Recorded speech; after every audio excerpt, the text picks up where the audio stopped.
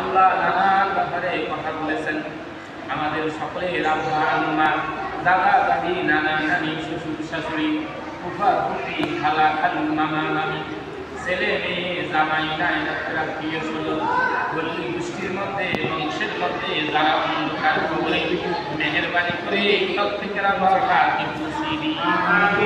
আল্লাহ খাস করে বাসাবাড়িয়া গ্রামে যত ব্যক্তি আছে প্রত্যেকের বরকত নসিবি।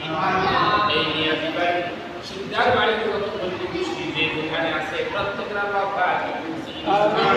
খাস করে আল্লাহ আমরা যারা হাত তুলেছি, আমাদের আব্বা আম্মা, আমাদের দাদা দাদি, আমাদের নানা দাদি, আমাদের আল্লাহ যারা দুনিয়া শেয়ার যাইতে পারে না, তাদেরকে মক্কা মদিনা যাওয়ার তৌফিক করে দেন আল্লাহ।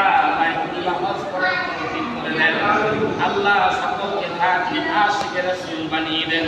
মদিনার কামলিওয়ালাকে না দেখে আল্লাহর মুখে বিছানায় শোয়াইয়ে দিন।